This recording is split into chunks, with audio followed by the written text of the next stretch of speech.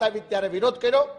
સરદાર પટેલના નામે અનેક અત્યાર સુધીના દાંતીવાડા યુનિવર્સિટી હોય કે સરદાર પટેલ યુનિવર્સિટી હોય કે સરદારના નામે અનેક પ્રકારના નામો રાખીને કોંગ્રેસે સરદારને કાયમી લોકોમાં જીવંત રહે તે પ્રકારના પ્રયાસો કર્યા હતા। નર્મદા યોજના જેવી નર્મદા યોજનાનું નામ સરદાર સરોવર તે વખતના વડાપ્રધાન જવાહરલાલ નહેરુજી આપ્યું અને કુટુંબવાદ ચાલે છે એવી વાતો કરનાર ભારતીય જનતા પાર્ટીને મારે કહેવું છે, તે વખતના જવાહરલાલ નહેરુને કોઈ મહિલાને ટિકિટ આપવા માટેની વાત આવી ત્યારે ઇન્દિરાજી એમના પુત્રી હતા, એમને ટિકિટ ન આપી અને સરદાર વલ્લભભાઈ પટેલના દીકરી મણિબેનને ટિકિટ આપી, એટલે ક્યારેય કુટુંબવાદ કર્યો નથી અને એમને લડવાની તક આપી। છતાં પણ ભારતીય જનતા પાર્ટી હંમેશા એક રાજકારણ કરી રહી છે, દુઃખદ છે। એક સરદાર પટેલના પાટીદાર સમાજના કાર્યકર્તા તરીકે, સરદાર પટેલના વંશજ તરીકે ખૂબ જ દુઃખ અનુભવું છું। દિલમાં મોટું દુઃખ છે। લોકશાહીનું ગળું ટૂંપવા માટેનો પ્રયાસ કર્યો। અમને વિશ્વાસ હતો કે સ્પીકર સાહેબ આવો નિર્ણય નહીં કરે, પરંતુ કેવા સંજોગોમાં નિર્ણય થયો છે એ પણ એક ભિન્ન ભિન્ન વાતો ચાલી રહી છે। માત્ર એમને વિધાનસભામાં જવાબ ન આપવા પડે તે હેતુથી આ કરેલો નિર્ણય છે। લોકશાહીનું ખૂન છે। ગુજરાતની જનતાનો અવાજ ઉઠાવવા માટેનો જે વિરોધ પક્ષ પ્રયાસ કરતો હતો એ ન ઉઠાવી દેવાનું પાપ ભારતીય જનતા પાર્ટીએ કર્યું છે। ગુજરાતની જનતા માફ કરશે નહીં, એવું એક પાટીદાર સમાજના આગેવાન તરીકે મારું આ ઓફિશિયલ સ્ટેટમેન્ટ કહું છું। અને સ્ક્રેપના નામે વાત કરી છે, એમાં પરેશભાઈએ જે વાત કરી છે એ વાતમાં એમણે અગાઉનો દાખલો આપ્યો, સરકારની વેબસાઇટનો દાખલો આપવો એ ક્યાંય ગુનો નથી, છતાં પણ આ પ્રકારનો જે નિર્ણય લીધો છે એને સખત શબ્દોમાં વખોડી કાઢું છું। જય હિન્દ। તો આ હતા કોંગ્રેસ નેતા વિરજી ઠુમ્મર કે જેમના દ્વારા પ્રતિક્રિયા આપવામાં આવી સમગ્ર મામલે અને તેમણે સીધી રીતે કહ્યું છે કે સરકાર જનતાનો અવાજ અને વિપક્ષનો અવાજ દબાવવાનો પ્રયત્ન કરી રહ્યું છે અને પરેશ ધાનાણીએ જે નિવેદન આપ્યું હતું તે સરકારની વેબસાઇટ પર જે મુદ્દો લખેલો છે તેના આધારે જ આ નિવેદન આપ્યું હતું। તેમાં પરેશ ધાનાણીએ કંઈ જ ખોટું નિવેદન નથી આપ્યું। કોંગ્રેસ પરેશ ધાનાણીની પડખે ઊભી અહીં જોવા મળી રહી છે, પરંતુ બીજી તરફ સરકાર પણ આક્રમક મૂડમાં જોવા મળી રહી છે। વિપક્ષના નેતા પરેશ ધાનાણીને તેમના વિવાદાસ્પદ નિવેદનને લઈને એક દિવસ માટે ગૃહમાંથી સસ્પેન્ડ કરવામાં આવ્યા અને આ મામલે વિધાનસભામાં વિપક્ષે હંગામો મચાવી દીધો અને હંગામા સાથે વોકઆઉટ કર્યું। આ સાથે જ કોંગ્રેસે કહ્યું છે કે પરેશ ધાનાણીએ કશું જ ખોટું નથી કહ્યું।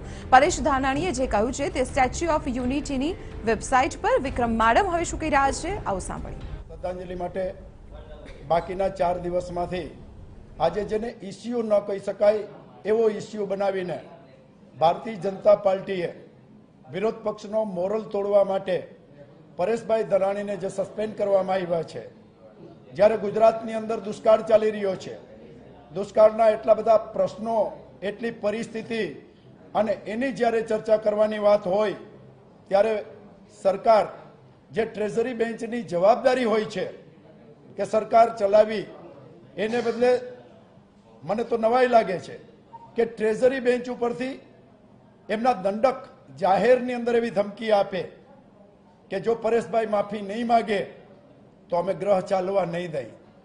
ટ્રેઝરી બેન્ચના દંડકની પહેલી જવાબદારી છે, નીતિનભાઈ જેવા સિનિયર મંત્રી એમ કહે કે પરેશભાઈ માફી નહીં માગે તો ગ્રહ નહીં ચલાવવા દઈએ, એ હકીકતે દુઃખદ છે। પરંતુ વિપક્ષ શું કરે? વિપક્ષની એક મર્યાદાઓ છે।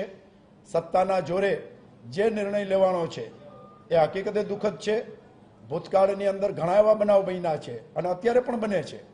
કોઈ પણ નેતાનો કોઈ પણ એક શબ્દ જો અધ્યક્ષને એવો લાગે, ભલે ખોટો હોય કે ન હોય, પણ અધ્યક્ષને એવો લાગે તો અધ્યક્ષ વારંવાર કહે છે કે આ શબ્દને હું શબ્દોમાંથી, રેકોર્ડમાંથી દૂર કરું છું। આજે પણ આવું થઈ શક્યું હોત, શા માટે ન થયું? શા માટે આ વાતને જીદ બનાવવામાં આવી અને શા માટે પરેશભાઈને સસ્પેન્ડ કરવામાં આવ્યા? જ્યારે કે સ્ટેચ્યુ ઓફ યુનિટીના રેકોર્ડ ઉપર જે શબ્દ છે ને એ શબ્દનો ઉપયોગ પરેશભાઈએ કર્યો, જે ઓફિશિયલી શબ્દ છે એ શબ્દનો ઉપયોગ પરેશભાઈએ કર્યો અને એ શબ્દનો વાંધો લેવામાં આવ્યો, ત્યારે હું તો એટલું જ કહીશ કે સરકાર પ્રજાના પ્રશ્નોની ચર્ચા કરવાથી ભાગે છે। લોકસભાની ચૂંટણી માથે આવી રહી છે, સરકાર પાસે કોઈ પોઝિટિવ મુદ્દાઓ રહ્યા નથી। આ સરકારે કે કેન્દ્રની સરકારે કોઈ એવા કામ કર્યા નથી કે જનતાની વચ્ચે જઈ શકે, એટલે આવા છુલક મુદ્દાઓને લઈ અને પ્રજાની લાગણી ઉશ્કેરવાનો પ્રયત્ન કરે છે। સરદાર પટેલ એક ફક્ત ગુજરાતની નહીં, આ દેશની નહીં પણ વિશ્વની પ્રતિભા છે। એનું માન, સન્માન અને ઇજ્જત એ સૌ જાળવે છે, અમે પણ જાણવીએ છીએ. અને અમારી પાર્ટીનું તો એક ગૌરવ પણ હતા, ગુજરાતનું પણ એ ગૌરવ હતા અને વિશ્વનું પણ એ ગૌરવ છે. કોંગ્રેસનો એક પણ નાનામાં નાનો સભ્ય પણ ક્યારેય સરદાર પટેલનું અપમાન કરી જ ન શકે. પણ આજનો દિવસ એ હકીકતે અમારા કરતાં ગુજરાતની જનતા માટે દુઃખદ છે કે એમના જે પ્રશ્નોને વાચા આપવાની હતી, મેં કીધું એમ ગુજરાતની અંદર દુષ્કાળ ચાલી રહ્યો છે. ફક્ત 2 જ દિવસ અમારી પાસે છે. 96 તાલુકાઓને દુષ્કાળગ્રસ્ત જાહેર કર્યા છે, પણ સરકાર હજી સુધી કંઈ કરી શકી નથી. આ પ્રશ્નોથી ભાગવા માટે સરકારે આજનો દિવસ કેમ બગડે એના માટેનું વ્યવસ્થિત પ્લાનિંગ કર્યું હતું ને એનો અંજામ આપ્યો. આની જે દુઃખદ ઘટના આજની કહી શકીએ, એ દુઃખદ ઘટના માટે હું પ્રજાને કહું કે તમે વિચારજો અને જે સાચો ન્યાય આવતા દિવસમાં કરવાનો હોય તમે કરજો. બાકી આનું જજમેન્ટ અમે તો નથી આપી શકીએ.